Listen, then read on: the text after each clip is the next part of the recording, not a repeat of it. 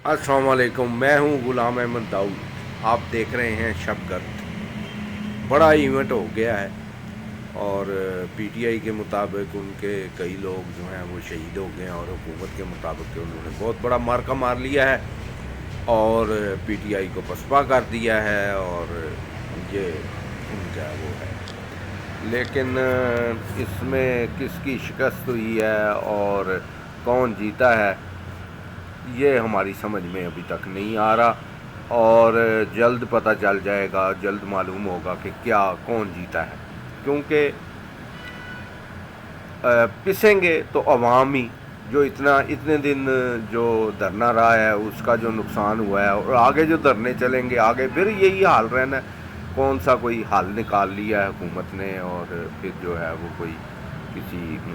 कोई रिलीफ मिलेगा, कोई कारोबार बड़े ज़्यादा हो जाएंगे, कोई एक्सपोर्ट बड़ी बढ़ जाएंगी। एक्सपोर्ट और कारोबार तो होना है अपने अमली इक़दामात से कि महंगाई की शरह कम हो जाए या कोई ऐसा। अब कौन सी दूध शहद की नहरें बह जाएंगी। और वैसे आपस की बात है कि अगर अभी इमरान खान भी आ जाए ना तो वो भी अगर कोई बहुत बड़े बड़े इक़दाम नहीं करेगा, जैसा कि जो पैसे हमारे दिफा पे खर्च होते हैं उसको वो कम नहीं करेगा, या जो कोई ये चीज़ें कोई भी हो, जब तक ये इकदाम नहीं करेगा, खा ये मौजूदा हुकूमत हो कोई भी हो, क्योंकि मौजूदा हुकूमत के बस की तो बात नहीं है कि वो हालात पे काबू पा ले।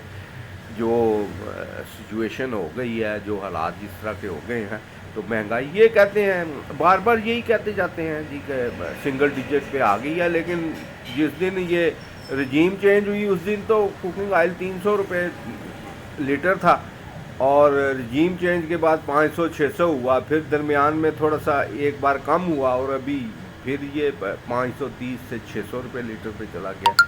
तो एक चीज़ की मिसाल दे रहा हूँ ना, तो बाकी और केमिकल्स का कोई हिसाब ही नहीं है कि यानी कास्टिक सोडा, साबुन, शैम्पू, ये चीज़ें जो हैं वो रोज़मर्रा के इस्तेमाल की, बर्तन धोने का, कपड़े धोने का साबुन, ये चीज़ें जो हैं वो ज़ाहिर है जब कास्टिक और केमिकल्स महंगे होंगे और उसका कोई हिसाब ही नहीं, और ना कोई नोटिस ही लेता है, ना किसी को पता ही है कि भाई ये चीज़ें भी इनकी तरफ भी किसी ने तवज्जो देनी है, कोई नहीं।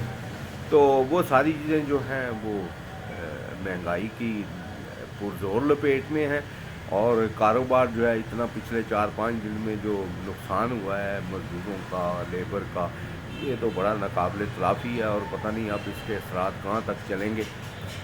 तो 8-10 दिन हुकूमत के भी बड़े बुरे हालात रहे हैं।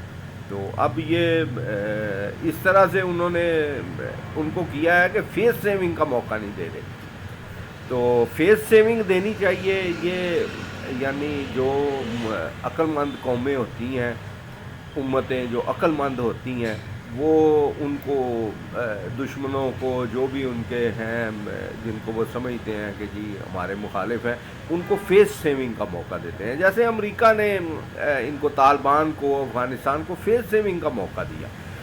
वो उन्होंने तालिबान को ज़ाहिर है मारा है और बुरी तरह वो मार भी सकते थे और भी कर सकते थे, लेकिन फेस सेविंग का मौका दिया उन्होंने कि भाई उनको कहा ठीक है आप हुकूमत बना लें और ये करें और अपना जो है वो हमारे पे यानी जिस तरह हमलावर हो रहे थे वो ना हो, तो वो अपना अमन से, अब अमन शांति से वो रह रहे हैं और बड़ी जो है वो ऐसा ऐसा तरक्की की तरफ गामजन है। अपने जो है वो उन्होंने कोई अखराजात भी नहीं बढ़ाए, जिस तरह हमारे ब्यूरोक्रेसी के अखराजात हैं इस तरह उनके अखराजात भी नहीं हैं, और उन्होंने ऐसा ऐसा जो है अपने मुल्क को ठीक कर लिया है और ठीक करते जा रहे हैं। और हम अभी तक जो हैं वो उन्हीं आलाइशों में घुटे हुए हैं। अब वो हुकूमत के जो सियासी किस्म के बोने होते हैं ना, जो सियासी बोने होते हैं, वो अपना कद बहुत बड़ा करते हैं, क्या मार भगाया जी, ये कर लिया वो कर लिया है उनको। तो ये रवैया दुरुस्त नहीं है।